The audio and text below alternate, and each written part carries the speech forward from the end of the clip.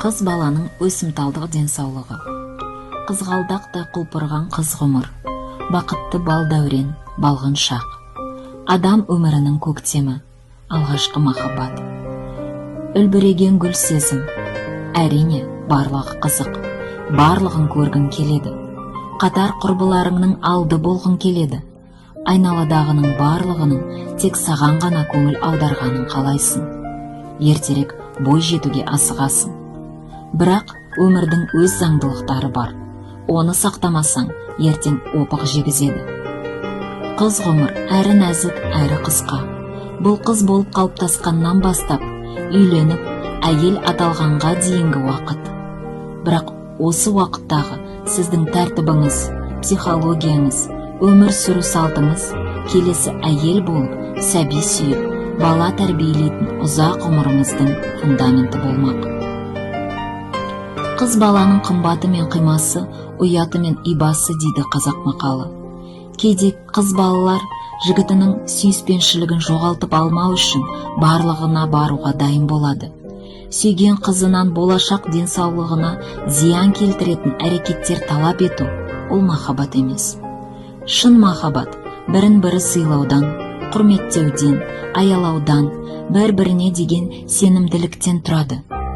Құрметті жас өспірім қыздар, қазіргі сүйіспеншілік көбіне лап етіп жанып, жылдам сөнетін албырт сезім, өзін өзі тану, ересек болуға талпыну. Сіздің үлкен, шынайы махаббатыңыз алда. Сол махаббатыңызға ашылмаған гүлдей әдемі, таза болып жетуге тырысыңыз. Сонда сіздің өміріңіз бақытты, махаббатыңыз ғұмырлы болмақ. Сіз ертеңгі бір әулеттің ұрпағын өмірге әкелетін болашақ анасыз. Ол сіздің қасиетті борышыңыз. Осыны ұмытпаңыз. Себебі өмірдің басты мағынасы ұрпақ жалғастыру. Яғни өмірге дені сау сәби әкеліп, тәрбиелі, білімді, мәдениетті бала тәрбиелеу. Ал дені сау сәбиді тек дені сау ана ғана өмірге әкеле алады. Репродуктивті денсаулық дегеніміз қалаған уақытында жоспарланған дені сау нәрестені өмірге әкеле алатын ата-ананың денсаулығы. Ата-ана үшін ең ауыр жағдай өмірге мүгедек бала әкеліп, соның азабын тарту.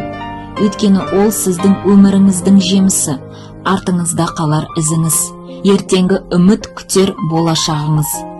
Іштен туа біткен ақау бар мүгедек балалар қайдан пайда болады?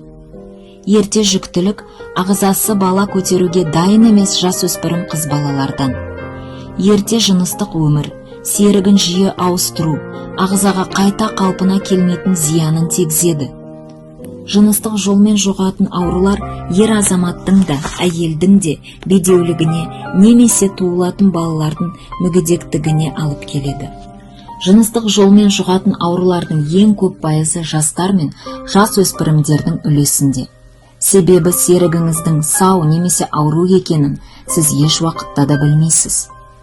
Жасанды түсіктер, яғни аборт. Жастар мен жасөспірімдердің арасындағы жоспарланбаған жүктіліктің 80-90% абортпен аяқталады.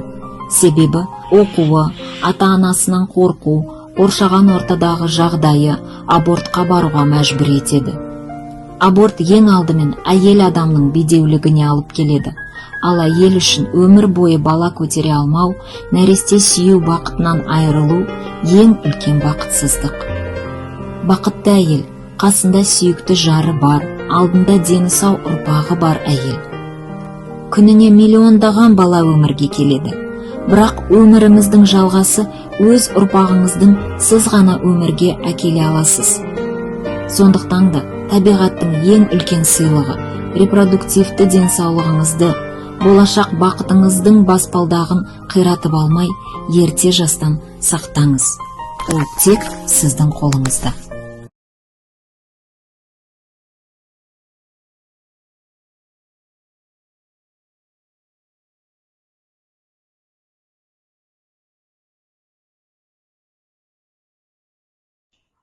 Жастар денсаулық орталығы 2014 жылдан бері жұмыс жасап келе жатырмыз. Бұл орталықта 10 жастан 18 жасқа дейінгі жасөспірімдер және де 19 жастан 29 жасқа дейінгі жастарымыз тегін кеңес алып кете алады.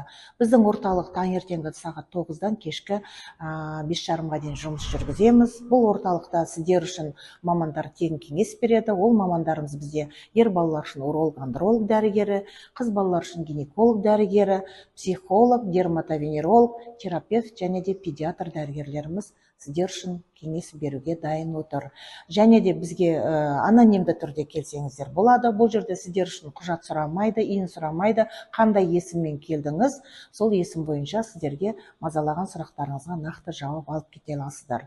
Құрметті жастар мен жасөспірімдер, біздің орталыққа келіңіздер, біз сіздерді тыңдаймыз, көмектесеміз, және де өзіңіздің құпияларыңыз, сырларыңыз осы жерде құпия түрінде қалады. Сонымен қатар жастар денсаулық орталығына 16 жастан асқан жастарымыз, жасөспірімдеріміз келіп, бойындағы ВИЧ статусын анықтауға болады. Бұл жерде құпия түрінде өзінің жасырын коды бойынша саусақтың ұшынан қан тапсыра отырып 20 минут көлемінде бойындағы ВИЧ инфекциясына қатысты статусын анықтауға жағдай жасалынған. Бұның барлығы тағы да айтарымыз құпия түрінде өтеді.